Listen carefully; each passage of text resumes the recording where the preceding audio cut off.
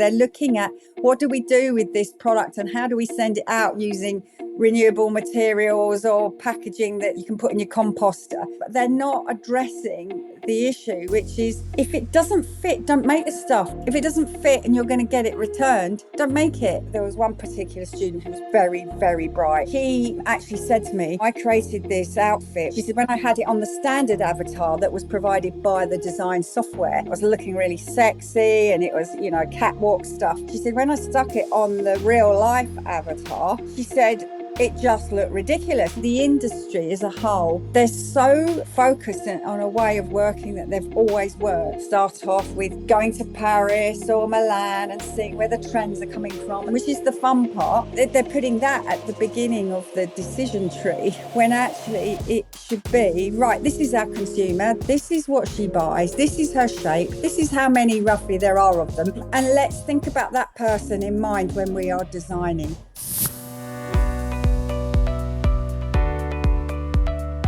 You're listening to Retail Disrupted, a podcast that explores the latest industry developments and the trends that will shape how we shop in the future.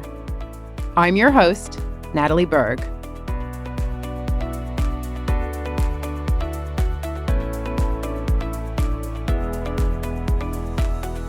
Hello and welcome back to Retail Disrupted. I'm your host, Natalie Berg, and today we're tackling one of the industry's biggest blind spots, the way that our clothes fit, or more often, the way that they don't fit. My guest is Julia Reynolds, a retail powerhouse with more than 35 years of experience leading some of the UK's most recognizable brands, from launching Florence Fred, or F&F, at Tesco, to steering Fig Leaves, Black's Leisure, and Antler as CEO.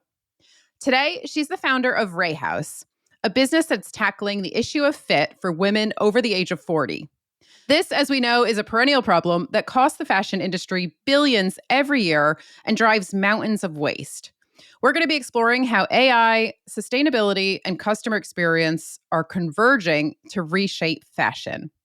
Julia, welcome to the podcast. It's so great to have you here.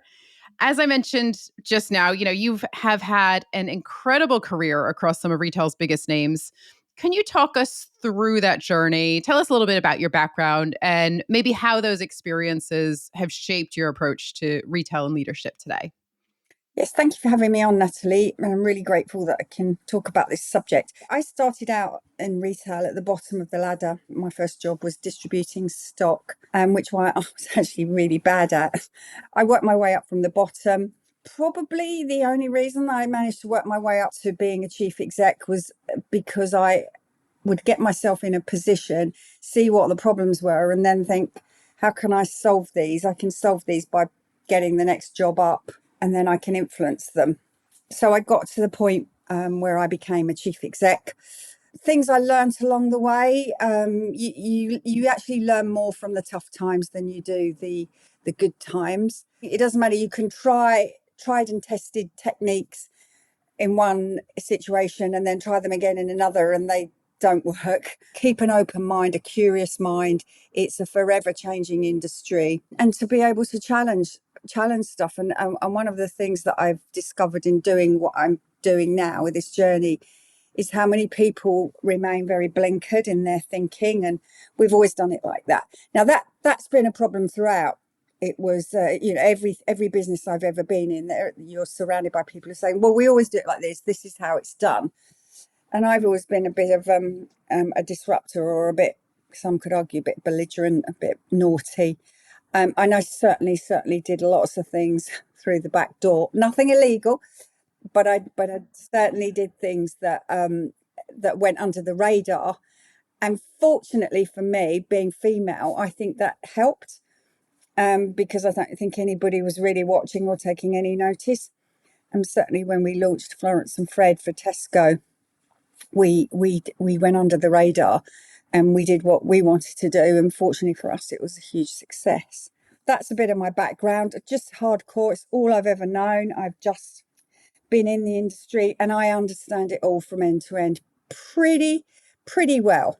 There's very few areas and aspects of it that I haven't touched at some point in my career. Yeah. And I do have to ask you about the Florence and Fred launch. And I should just say we have a lot of listeners outside the UK. So just to explain, this is Tesco's private label clothing brand. It is a brand in its own right. It is actually available in a lot of international markets. So many of our listeners may actually be familiar depending on where you're based.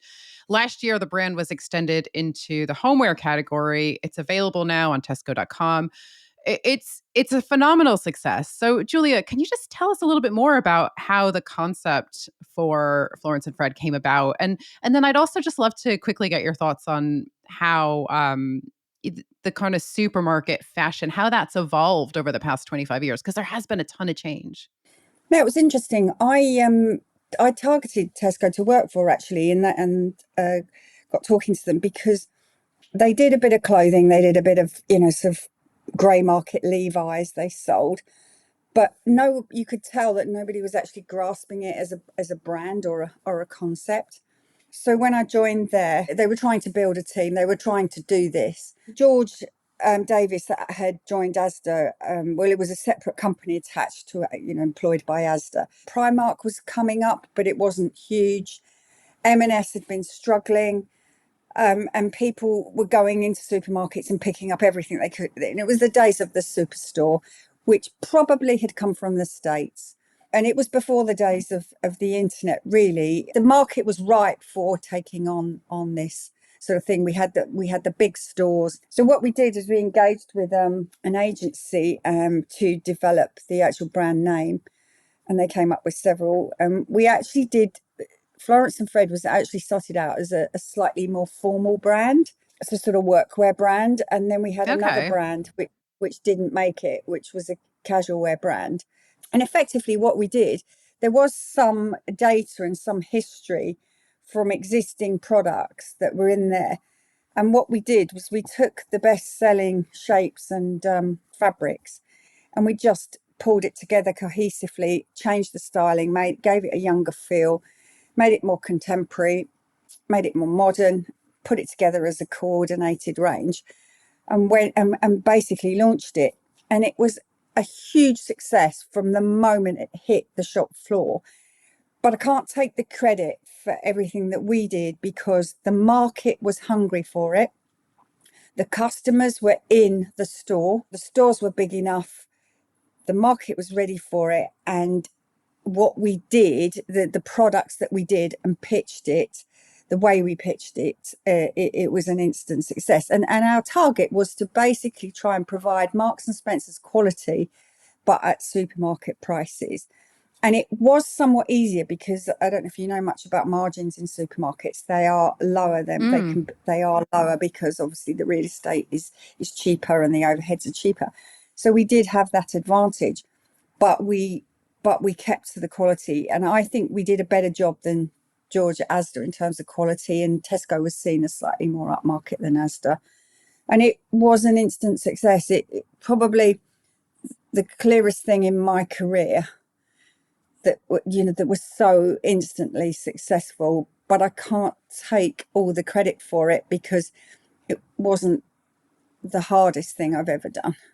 I think you're being very humble. But yeah, surely. I mean, the quality still had to be good. The product had to be right. So even if there was a market for it and it was the right time, I mean, the fact that it's still going now. What is it, 25 years later? I mean, I think that's probably testament to the fact that it was, it's a great brand and still going, still relevant to shoppers today. So let's move on to talk about I know the thing that you're most passionate about, which is sizing, and I want to come on to your solution to this problem first. But just to do a little bit of scene setting, let's talk about the challenge because according to Kantar, only 8% of UK consumers can easily find clothes that fit. 8% is a staggering figure.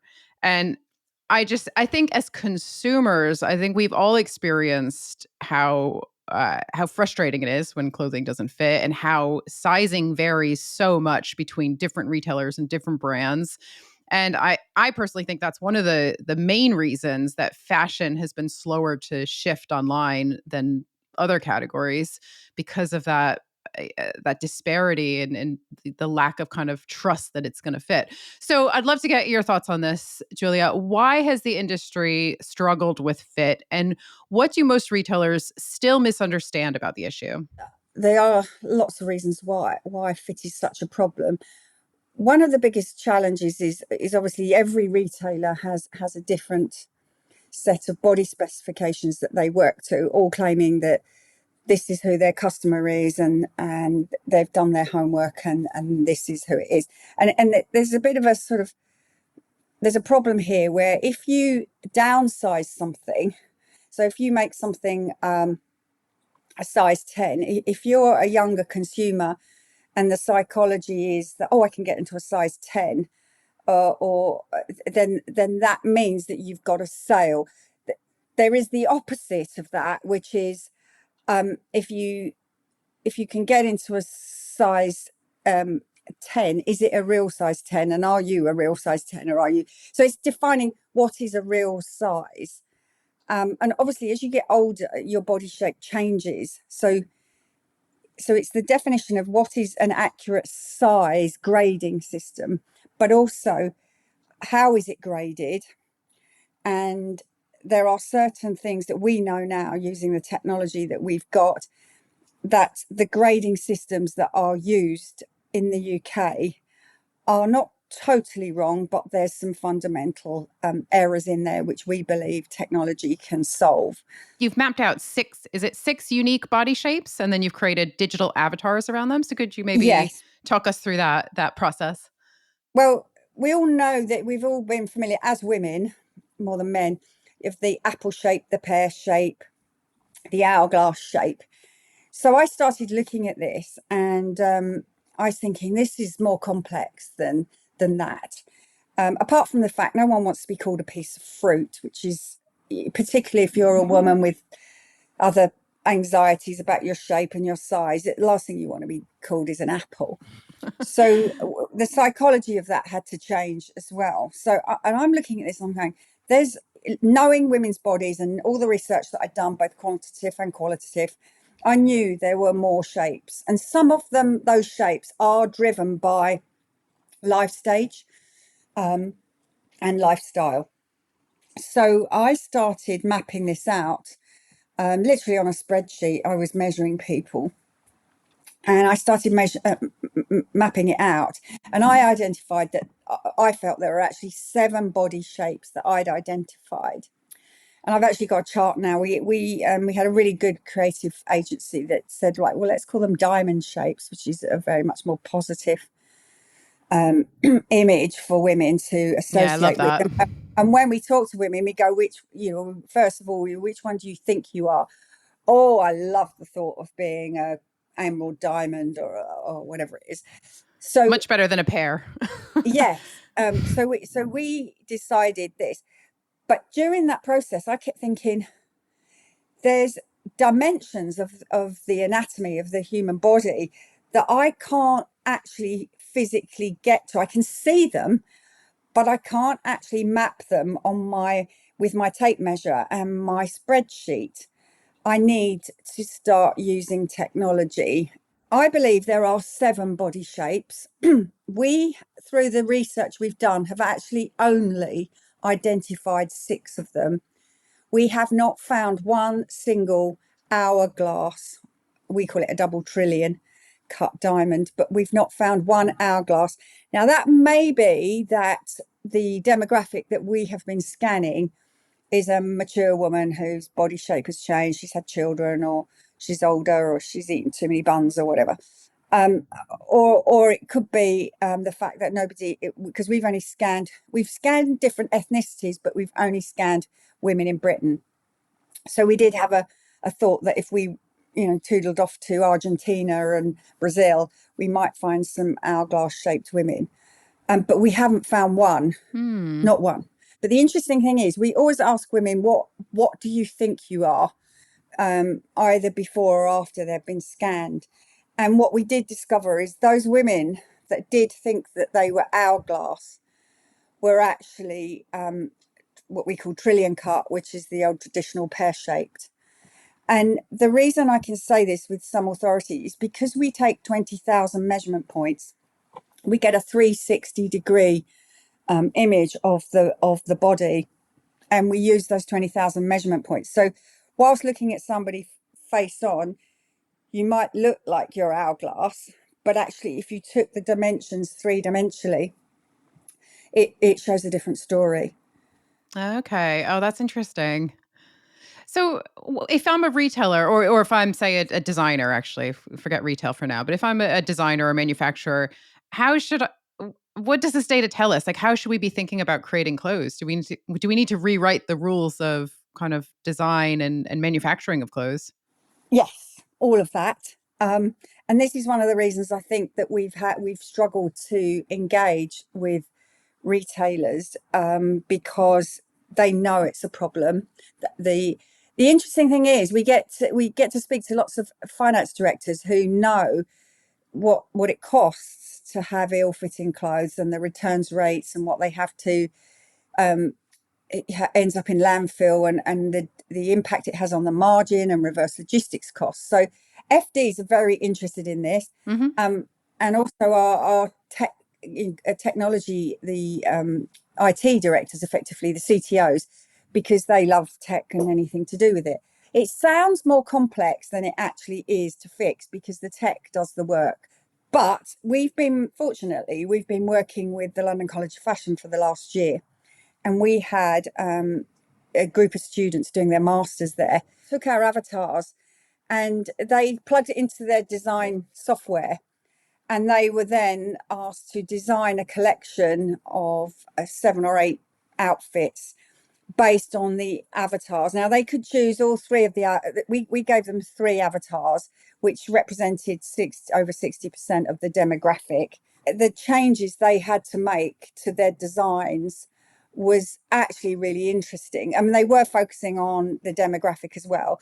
If you looked at the bones of it, things like where they were putting the shoulder seam, there was one particular student who was very, very bright, and he's actually going on to do a PhD on the subject of fit. Oh, So wow. I'm hoping we're going to be working with her. She actually said to me, I created this outfit with a pussycat bow on it. And she said, and when I had it on the avatar, she said it just looked ridiculous. She said when I had it on the standard avatar that was provided by the design software, it was looking really sexy and it was, catwalk stuff. She said when I stuck it on the real life avatar, she said it just looked ridiculous. And I went, well, that proves to me that that's why so many women take something that they've seen in the graphic or in the window display, take it into the changing room, and then they get it in there, they put it on, and then they're crestfallen because Mm, that doesn't look anything like I wanted it to look, because the positioning of the design features needed to be different. yeah. There are some basic principles that need to change, and you can see it from the data that we have. Things like tech neck. I mean, most people have heard of tech neck, and Is I've that because we're kind of staring down at our phones and our posture is not that great yeah. anymore? So Yeah. what Okay. happened is that your shoulders have moved forward, so the shoulder seams are invariably in the wrong place, because when they're put onto a mannequin or even an in-house model, the chances are the model is standing very upright. Um, so you've got tech neck, and tech neck is, you could argue that as you get older you stoop more. Gravity sets in, and Hmm. you take it as as an example, as our queen. She was very stooped, and she, at the age she was. So as you get older, you do stoop. But what you've got Mm. now is you've got young people who are stooped because they have tech neck. They're walking along the street like this, or they're sitting at a computer. So it's a phenomena that affects men, women of all ages. But then with tech neck means that you then have to adjust other parts of the pattern now, and you have to change other things in the design. You have to change the armhole shaping. You have to change. You could change the neckline, how you scoop out the back neck. There's different things. How you have to, what you have to do to the pattern to change it. And it's like this. Mm. It's like this the pussycat bow that just looked ridiculous on this woman. the avatar that we had given them, which is where the data came from, and created the avatar. So I think from a design point of view, visually you're looking at things, and I think if the designer is using the software, they can straight away say, oh, that doesn't look quite right. But that doesn't mean to say you change the design. What you do, because you have the data and you have the technology, you can say that fits 60% of my customers. It probably won't fit the other 40 because I've But tried that's it on the probably avatar. okay, right? Like you don't Right. have to please So what? everyone, right? Yeah. Yeah, because you're only hitting 8% at the moment. So if you imagine you Hmm. can hit 60%, you then cleverly target that 60%. If you know the true size and shape of that person, you then target them with them. Say, this has been designed for you.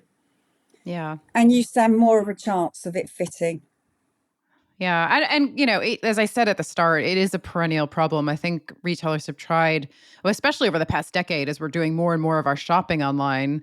And I think as we look to the future, I think it will be interesting to see how AI, and I know that's something that you're using with the body scanning, but how could AI maybe help us crack this puzzle? And I'm just thinking back over the years at how retailers have kind of taken baby steps to address this because everybody knows it's a problem. So I remember, I think it was ASOS that at one point they were showing an outfit on different sized models. So you could choose your size and have a slightly more personalized kind of real life view of what that might look like on you.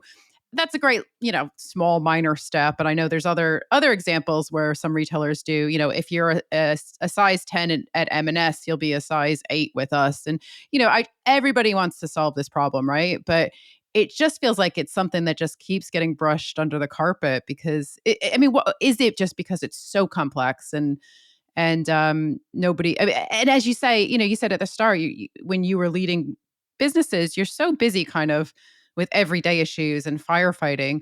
But actually, if you were to solve this problem, it would improve the customer experience. It would get people shopping for their clothes online on a more consistent basis. And the returns, we haven't really talked about. Well, you kind of mentioned returns, but I know when we spoke previously, you said that the average online UK clothing retailer has a returns rate of around 50%.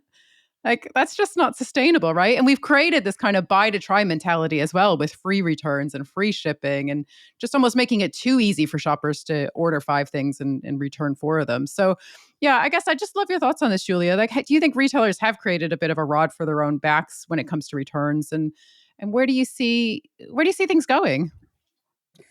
They've definitely made a rod for their own backs because they're trying to please the consumer, and the customer's always right.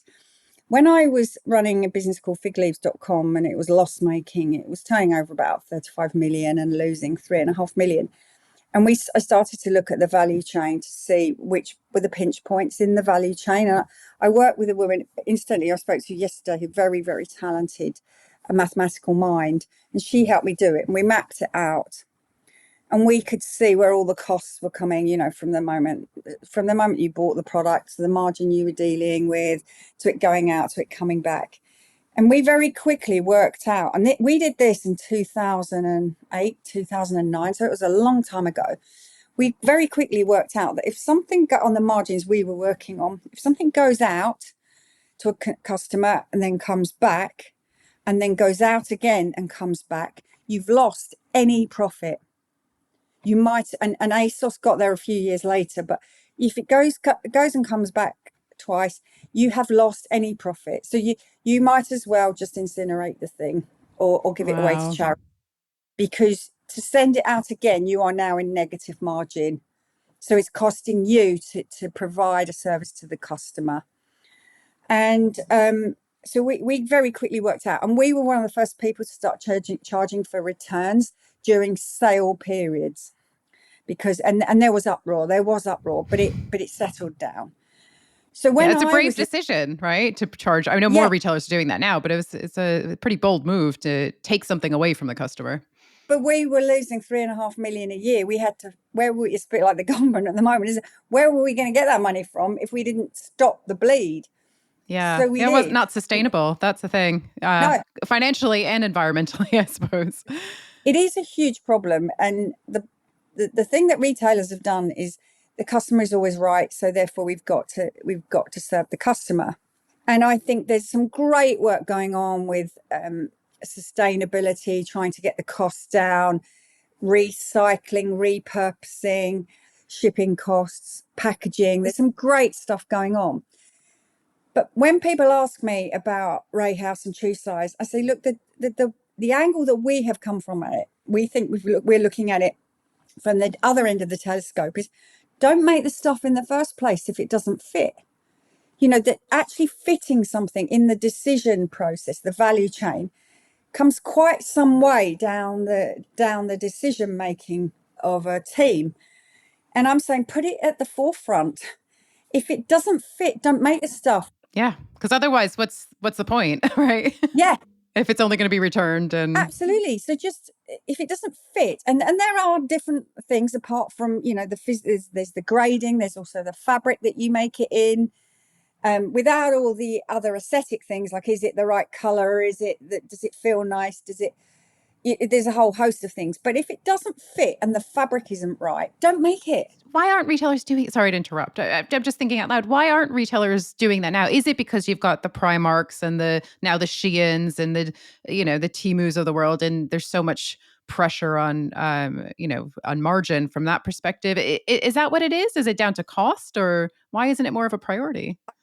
I don't know the answer. I think it's complex. I think particularly if you're backed by a private equity company, they want to see growth. So I think you've got those challenges. I think there's a lot going on particularly in the UK at the moment. I can't speak for other markets, but there's a lot of people are in survival tactics. There's lots of increased costs elsewhere, which they're trying to juggle. They've all brought on sustainability teams. I don't think they're actually looking at it from the right angle. They're looking at what do we do with this product and how do we send it out using renewable materials or packaging you can put in your composter. They're looking at all those sort of things, but they're not addressing the issue, which is don't make it in the first place. If it doesn't fit and you're going to get it returned, don't make it. Just don't make it. Save yourself some money. I don't think anybody, not that I can find, I'm probably insulting some people out there because there are some big brains in retail, that there's anybody there just saying, it's more profitable to not spend the money on it if it's not going to work. And I do think that the industry as a whole and particularly the people that do those roles of design, buying, merchandise planning, the technical garment technologists, things like that, they're so focused on a way of working that they've always worked. And you start off with going to Paris or Milan and seeing where the trends are coming from and the colors at Premier Vision and gathering all that information, which is the fun part. They're putting that at the beginning of the decision tree when actually it should be, right, this is our consumer, this is the size they are, the shape they are, even the age they are. This is the thing where I think lots of people have been working on things and they have failed, is you cannot customize this, because otherwise you're going to end up with, which is what Shein and others are talking about, customizing, making for that. But that's really expensive. It isn't best use of anybody's time, whether it's a factory, whether it's the fabric supplier, whatever. So what we're saying here, this is about using big data and collecting big data and putting people into clusters of, there are outliers. There always are with any of it, but we can see clear clusters. And generally, people are of a similar shape and size. So before you even set foot on going to Premier Vision or watching the latest catwalk shows, this is our customer. This is what she buys. This is her shape. This is how many roughly there are of them. Even this is where they live. And let's think about that person in mind when we are designing.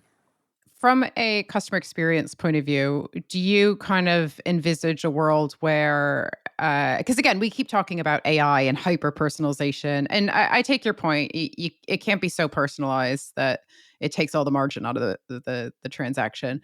But do you envisage a sort of world where we go on to, I don't know, we go on to buy some clothes. We say, I'm sorry, I can't remember the name of your cuts now. Give me an example. Is it a $1 trillion cut? An A emerald cut. trillion. Okay. I wish it was $1 trillion. No, trillion cut. Yeah. Okay. Not a $1 trillion cut. That would be a very expensive diamond. Yeah. So if you say you go onto a retailer's website, you say, I'm an emerald cut, and then it just kind of filters and surfaces those products that would suit you. So just kind of personal styling done a tech kind of with the tech behind it, but done on at scale. It sound to me that sounds like low hanging fruit. So is that kind of the what you're imagining? Is that what retailers should be aiming for? I think that there's a number of ways this could go. Say, for example, you're M&S and you came in to the store, and in the changing rooms we have a scanner, and we have somebody that's trained. It takes 6 seconds once you're organised to just go in, scanned. You've then got the avatar. Then M&S has got the data. Then M&S knows where that customer, roughly you have to put in first 3 digits of your postcode or the branch that you visited. Then M&S know that that person is a trillion cut diamond, size medium, and they can target the products to go for them. They then know that's a customer that we know represents 23% of our customer base, for women of that age or whatever. They have the big data. They can then sit down as a merchandise planning team and go, right, we need to make sure that we send to Manchester Piccadilly store 23% of this style, because our demographic, that's the profile of the demographic that's there. The other thing that's happening, and the tech is coming, it's halfway there, is that at some point your mobile phone will be able to scan your body. Oh, cool. It's not there at the moment, and it's not able to do it. You can do it, but it's not giving us the data that we need. It's not big enough. Mm-hmm. So there will come a point where you're sitting on your laptop or your tablet or something like this, and you go onto a website and you can see all these shapes and sizes. And it's like, well, what are you? If you tell us what you are, okay, I'll just scan my body. I'll just go and strip down to my underwear and scan my body. And then you send that information to the retailer. The retailer then throws back to you, we recognise that you are 7% of the population in that area of this size, of this body shape, and we've designed these things that we think will suit you. And it's powerful. not difficult to do. It's not difficult to do. Yeah. So democratizing the whole process, putting it into the hands of the consumer, and getting in exchange for that hyper personalization. I think that's really, really powerful. So yeah, super interesting. Julia, we've covered so much ground. I'm conscious our time is almost up. But if there was one kind of key message that you'd like your retail peers to take away from this conversation, what would that be? What should they be doing? Opening their eyes to technology, looking down the other end of the telescope. Nobody responds to me. I'm obviously, they're too busy, and I just think, please just open your eyes, just look at the art of the possible, and stop looking at sustainability from dealing with the product at the other end. Work upstream. If we could sort of move people to have less, make less, spend more. It's a bit like what we do with our diet and our food, better quality, less of it, better quality. Do the same with clothing, and then repurpose it. Stick it on Vinted if you've had enough of it, and buy something else on Vinted. And that is coming. It is actually there, the fastest growing area. So we're getting there, but it does mean that private equity and venture capitalists are going to have to say the growth has to come from how smart you do with your supply chain. If you cut out returns, you reduce your costs of reverse logistics. So it will be about how smart the margin is and everything you can do to do that, rather than volume and growth. And it will be about profit. Profit is sanity, turnover is vanity. On that note, thank you so much for coming on the podcast, Julia. It's been great to speak to you and get your views, and I will be following Rey House and everything you guys do. Thank you very much, Natalie. Thank you. Thank you for listening to Retail Disrupted. If you enjoyed this episode and would like to support the podcast, please leave a rating or review or share it with others. It really makes a difference.